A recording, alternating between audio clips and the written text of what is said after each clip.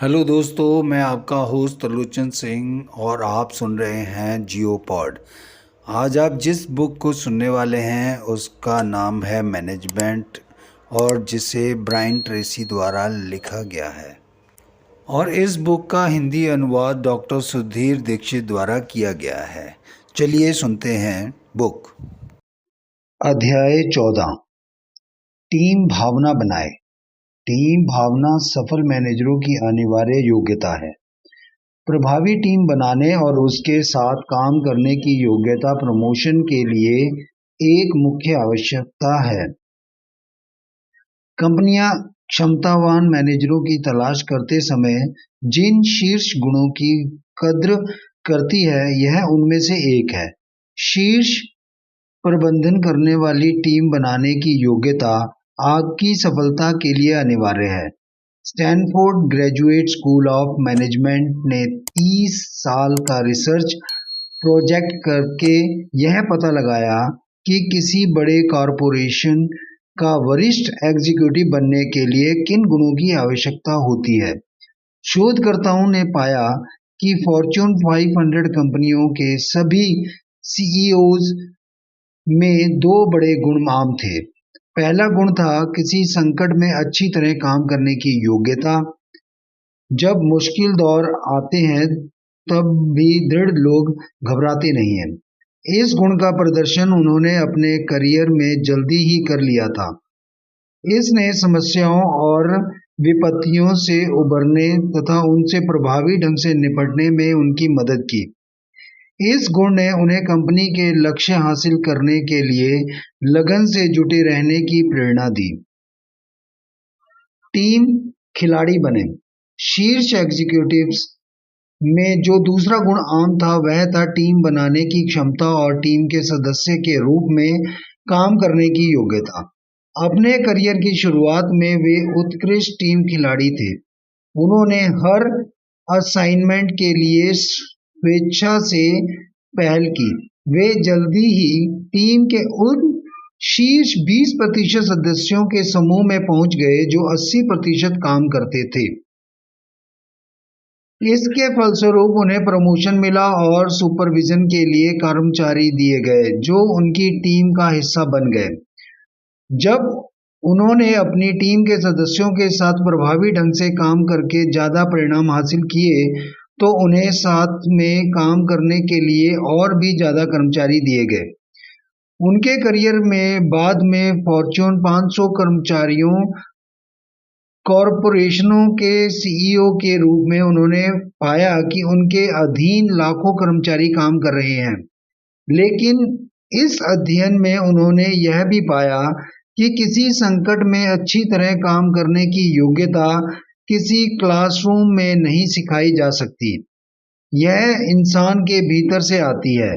लेकिन उत्कृष्ट टीम खिलाड़ी बनने और कंपनी के लिए बेहतरीन परिणाम हासिल करने वाली टीम बनाने की योग्यता एक ऐसी योग्यता थी जिसे सीखा जा सकता था।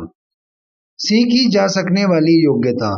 कई चीजों को क्रम में करके आप उत्कृष्ट टीम लीडर बनते हैं और टीम भावना को बढ़ाते हैं। सबसे पहले तो पूरी तरह स्पष्ट कर लें कि आप कौन हैं और आप क्या चाहते हैं। अपनी शक्तियों और अपनी कमजोरियों को स्पष्ट कर लें।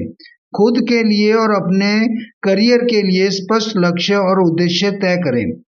फिर अपनी जिम्मेदारी के क्षेत्र के लिए स्पष्ट लक्ष्य और उद्देश्य तय करें। दूसरे लोगों को यह बताने का समय निकालें कि वे समूह या टीम के रूप में क्या कर रहे हैं और क्यों। खासतौर पर टीम के लक्ष्यों और मिशन को इस संदर्भ में परिभाषित करें कि काम दूसरे लोगों के जीवन में कैसे मदद करता है और उसे कैसे बेहतर बनाता है। इसे एक प्रेरणादायक विचार बना दें ताकि लोग एक बड़ा काम करने वाली टीम के सदस्य बनना चाहें। वॉलमार्ट के प्रेसिडेंट ने कंपनी के सालाना जलसे में वॉलमार्ट के 25,000 मैनेजरों और कर्मचारियों के सामने सेंट लुइस में भाषण दिया। इसके ठीक बाद में मैं उनसे मिला। वे जानते थे कि उनके आदर्श स्वप्न, मिशन और उद्देश्य सचमुच क्या थे? उन्होंने यह कहा, वॉलमार्ट में हम सटीकता से जानते हैं कि हम क्या कर रहे हैं।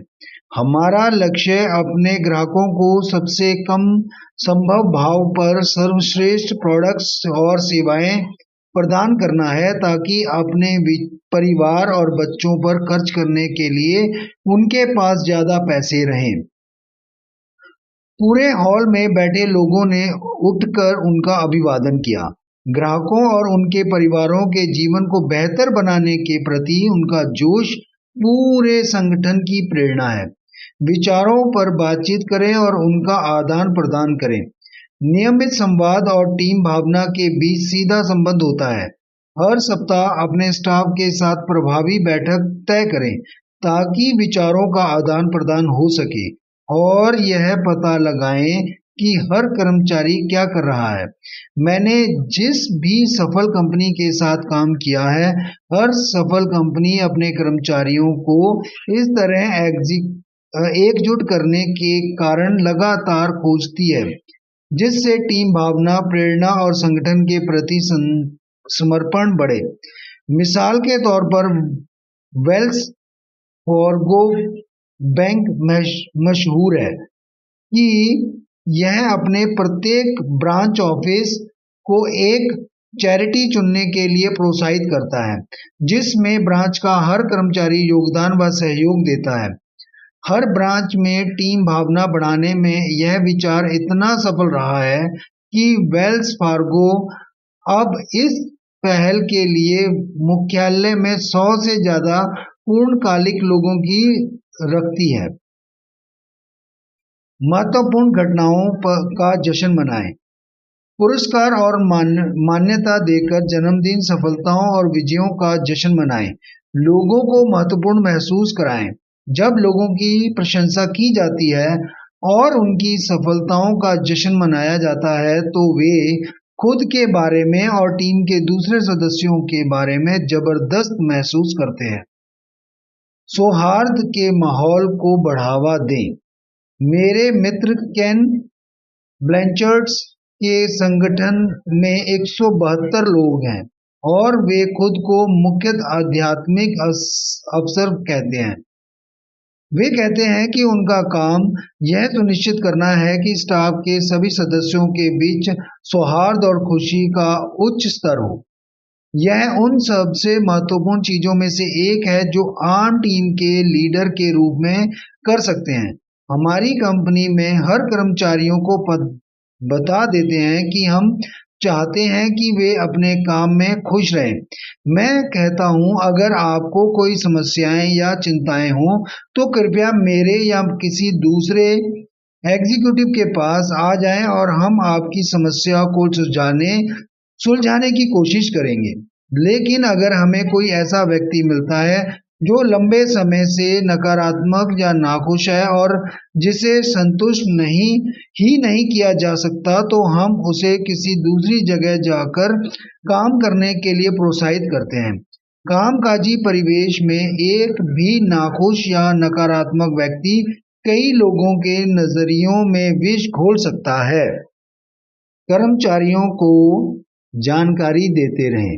कर्मचारियों को कंपनी में हो रही हर चीज की जानकारी देते रहें जिसका असर उनके काम पर पड़ता हो। उन्हें बताएं कि बदलती अर्थव्यवस्था उनकी बिक्री और नौकरी पर किस तरह असर डाल सकती है। उन्हें बता दें कि स्टाफ और अमले में फेरबदल का उनकी नौकरियों और गतिविधियों पर क्या असर होगा। उनके कामकाजी परिवेश में जो हो रहा है इस बारे में लोगों को जितनी ज्यादा जानकारी रहती है, वे टीम के सदस्य के रूप में उतने ही ज्यादा सकारात्मक और समर्पित होते हैं। विकास के 3 स्तर। कर्मचारी अपने कामकाजी जीवन में विकास के 3 स्तरों से गुजरते हैं। पहला है निर्भरता। इसमें वे दूसरे लोगों पर निर्भर होते हैं कि वे उन्हें बताएं कि क्या करना है। उन्हें कार्यस्थल, तनख्वाह और लाभ प्रदान करना भी दूसरों की जिम्मेदारी होती है। दूसरा और ज्यादा ऊंचा स्तर है आत्मनिर्भरता, यहाँ कर्मचारी अपना काम करने और इसके लिए पहचान बनाने की अपनी योग्यता में सक्षम महसूस करता है। विकास का तीसरा स्तर है अंतर्निर्भरता। यह सर्वोच्च स्तर है। इस स्तर पर हर व्यक्ति दूसरों के साथ मिलकर काम करता है और इतना बड़ा काम कर जाता है जो अपने दम पर करना किसी अकेले व्यक्ति के लिए असंभव था। आत्मनिर्भरता एक सकारात्मक गुण है और इसे प्रोत्साहित करने का एक तरीका व्यक्तिगत उपलब्धियों को पुरस्कृत करना है।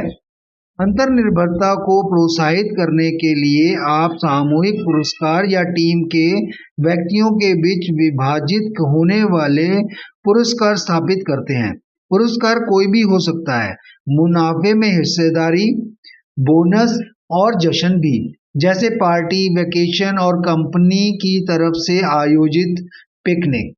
आप सौहार्द के माहौल में विचार विमर्श करने और मिलकर काम करने के लिए अपनी टीम के सदस्यों को जितना ज़्यादा प्रोत्साहित करते हैं, वे उतने ही ज़्यादा सकारात्मक व प्रेरित महसूस करेंगे और वे आपकी कंपनी के प्रति तथा आपके लक्ष्य हासिल करने के प्रति भी उतने ही ज़्यादा समर्पित होंगे।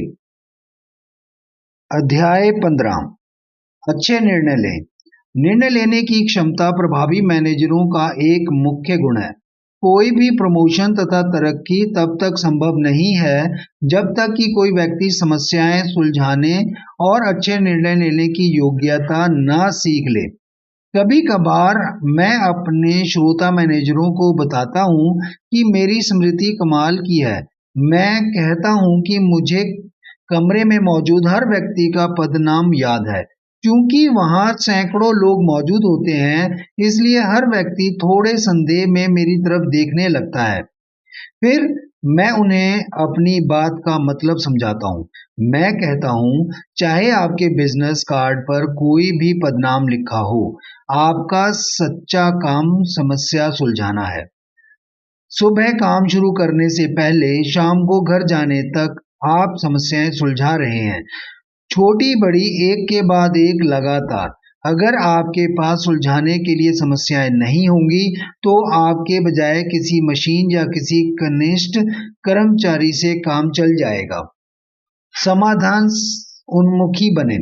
औसत लोग अपने सामने मौजूद समस्याओं के बारे में लगातार सोचते रहते हैं और इस बारे में भी कि उन समस्याओं के लिए किसे दोष देना है। शीर्ष लोग अपने सामने की समस्याओं के समाधानों के बारे में लगातार सोचते हैं और यह भी कि आगे बढ़ने के लिए कौन से काम तुरंत किए जा सकते हैं। कुंजी है समस्या सुलझाने वाले के रूप में अपनी योग्यता को बढ़ाना।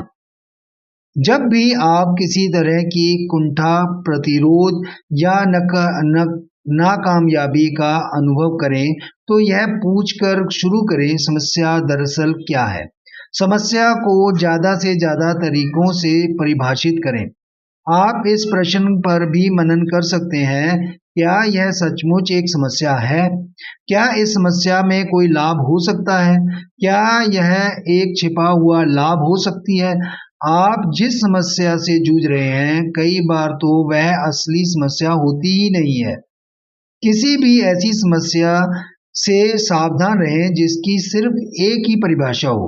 आप किसी समस्या को जितने ज़्यादा तरीकों से परिभाषित कर सकते हैं, इसका समाधान उतनी ही जल्दी निकलता है और इसके बारे में ऐसा निर्णय उतनी ही आसानी से लिया जा सकता है जिससे सचमुच परिणाम मिले। समस्या को परिभाषित करने के बाद आप पूछते हैं, सभी संभावित समाधान क्या हैं? उस समस्या से सावधान रहें जिसका सिर्फ एक ही समाधान हो। आप जितने ज़्यादा समाधानों पर विचार करते हैं, उतनी ही ज़्यादा संभावना रहती है कि आपको सर्वश्रेष्ठ परिणाम देने वाला आदर्श समाधान मिल जाएगा। निर्णय लें। अंत में निर्णय लें, सटीकता से निर्णय लें कि आप समस्या को सुलझाने, बाधा से उबरने और लक्ष्य को हासिल करने के लिए क्या करने वाले हैं। निर्णय लेने के बाद अपने स्टाफ के किसी व्यक्ति या खुद को उस निर्णय के हिसाब से कोई विशिष्ट जिम्मेदारी सौंप दें। डेडलाइन तय कर दें डेडलाइन के बिना निर्णय सिर्फ एक चर्चा है जिसमें कोई समाधान नहीं है। अध्याय 11 में मैंने तेज सोच और धीमी सोच के फर्क पर डैनियल कार्नेगी kahneman के निष्कर्ष बताए थे। 80% कामयाबी निर्णय तेज सोच की मदद से लिए जा सकते हैं। आपके पास शायद ज्यादातर आवश्यक तथ्य और जानकारी उपलब्ध होती है। निर्णय लेने का मतलब यह होता है कि आप काम की एक या दूसरी दिशा के बीच चयन करते हैं। आप काम को एक दिशा चुनते हैं और व्यस्त हो जाते हैं। आमतौर पर कोई भी काम निष्क्रियता से बेहतर होता है। धीमी सोच का इस्तेमाल करें। सिर्फ 20% निर्णयों में ही धीमी सोच की जरूरत होती है। यहाँ गलत निर्णय के संभावित परिणाम महत्वपूर्ण हो सकते हैं। ऐसे मामलों में आपको धीमा होने, ज्यादा जानकारी एकत्र करने और समय लगाने की जरूरत होती है। नियम यह है कि अगर निर्णय लेना आवश्यक नहीं है तो निर्णय ना लेना आवश्यक है। कम से कम हाल फिलहाल नवीनतम शोध बताता है कि आप जानकारी एकत्र करने और निर्णय लेने की अवस्था के बीच जितना ज्यादा समय लगाते हैं, आपका निर्णय उतना ही बेहतर होता है। इसलिए किसी भी तरह के महत्वपूर्ण निर्णय लेने में हमेशा यथासंभव विलंब करें। अंततः आपका निर्णय उस निर्णय से हमेशा श्रेष्ठ होगा जो धीमी सोच के बिना किया जाएगा। निर्णय लेने के बाद जिम्मेदारी सौंपें, डेडलाइन तय करें और फॉलो अप करें। आप अपने रास्ते पर हैं, यह आपका काम है। आपको निर्णय लेने के लिए ही वेतन मिलता है। अपने नुकसान को कम करें। समस्या सुलझाने और निर्णय लेने के संबंध में एक अंतिम बिंदु है कि हर मामले में आप वह सर्वश्रेष्ठ निर्णय लेते हैं जो आप उस पल अपने पास मौजूद जानकारी के आधार पर ले सकते हैं। अगर आपको नई जानकारी मिलती है जिससे स्थिति बदल जाती है तो अपने नुकसान को कम करने और नया निर्णय लेने के लिए तैयार रहें। तुर्की की एक कहावत है, आप गलत मार्ग पर चाहे कितनी ही दूरी क्यों ना चले गए हों, मुड़ जाएं। जब आप इन सिद्धांतों का अभ्यास करते हैं तो आप समस्या सुलझाने और निर्णय लेने में बेहतर हो जाएंगे। और जैसा हेनरी किसिंजर ने कहा था, आपको समस्याएं सुलझाने का जो एकमात्र पुरस्कार मिलता है वह है सुलझाने के लिए और भी ज्यादा बड़ी समस्याएं। सबसे सफल लोग जिन्हें सबसे ज्यादा वेतन और संगठन के सर्वोच्च पदों पर सबसे तेजी से तरक्की दी जाती है, वही लोग हैं जिन्होंने अपने स्तर पर आने वाली हर समस्या को सुलझाने की योग्यता साबित कर दी है। उन समस्याओं का इस्तेमाल पायदानों के रूप में करके वे ज्यादा ऊंचे मुकाम पर पहुंच गए हैं और आप भी ऐसा ही कर सकते हैं।